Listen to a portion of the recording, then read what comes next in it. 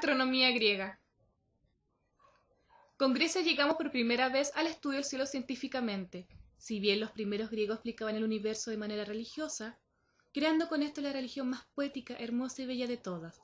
Por primera vez en la historia el universo sería visto con un ojo crítico, y no con un ojo crédulo y temeroso. Los astrónomos griegos separaban la física de las matemáticas a la hora de explicar el universo. Fue aquí donde la astronomía alcanzó un nuevo estadio de desarrollo. Es la llamada astronomía occidental.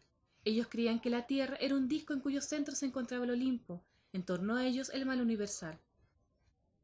Pero poco a poco fue ganando terreno la imagen esférica de la Tierra. Entre las pruebas señalamos la observación de las naves en su aproximación a la costa, el hecho de que la sombra terrestre que cae sobre la Luna en los eclipses es siempre circular. Con el fin de esta ciencia, en sus principios fue organizar las actividades agrícolas en un calendario. En grandes obras literarias ya se mencionan algunas estrellas que guiaban a los valientes navegantes en su aventura mitológica. Las aportaciones científicas griegas más importantes se asocian con los nombres de filósofos tales de Milato y Pitágoras, pero no se conserva ninguno de sus escritos. Mientras la tradición relacionaba los eventos celestes con la divinidad, la ciencia griega exhibió una independencia nunca vista, y acaso por primera vez individualidad y identidad en los autores, Pitágoras, Euclides y sus respectivas obras corrientes y escuela.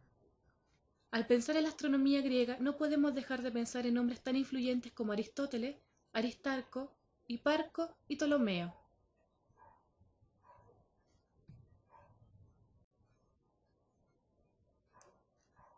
Aristóteles.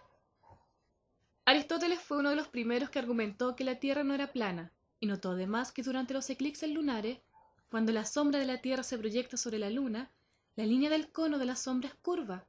Además elaboró un modelo de universo fundamentado en el geocentrismo, en donde la Tierra era imaginada inmóvil en el centro y 7 esferas, la Luna, el Sol, Mercurio, Venus, Marte, Júpiter y Saturno, todas movidas por una fuerza divina. Finalmente, esta trajo una serie de complicaciones y fue reemplazada.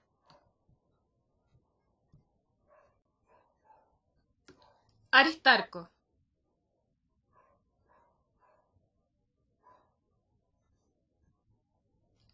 Aristarco era un astrónomo y matemático griego, nacido en Samos, Grecia. Él es la primera persona que propone el modelo heliocéntrico del sistema solar, colocando el Sol y no la Tierra en el centro del universo conocido. Fue un gran observador de los solsticios y equinoccios, de haber interpretado de manera correcta estas observaciones, atribuyéndolos al movimiento de la Tierra alrededor del Sol. Este consideraba el Sol como una estrella y que fue uno de los primeros en promulgar la teoría heliocéntrica. Comenzó a medir la distancia y comparar los tamaños relativos de la cosmología utilizando la trigonometría. Explicó el movimiento de rotación y traslación terrestre.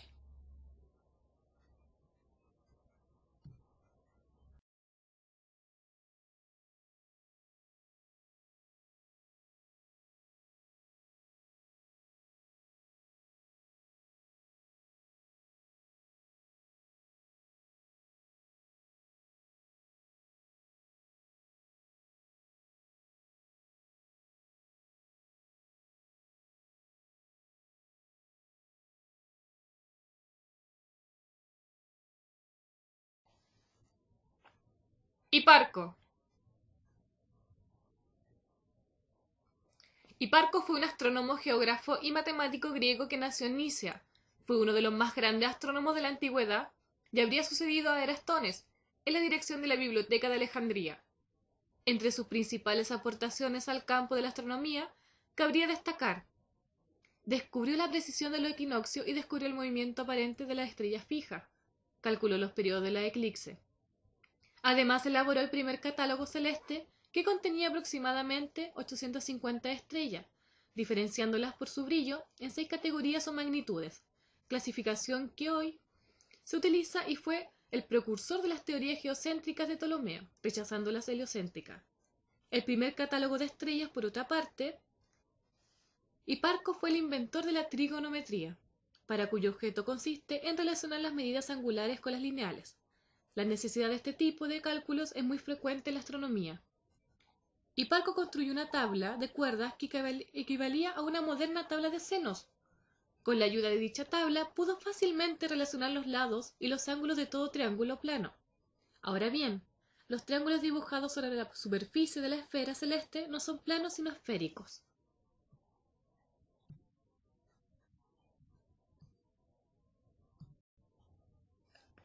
Ptolomeo. Ptolomeo fue uno de los personajes más importantes de la historia de la astronomía, siendo comparado con Aristóteles, y su influencia en la filosofía.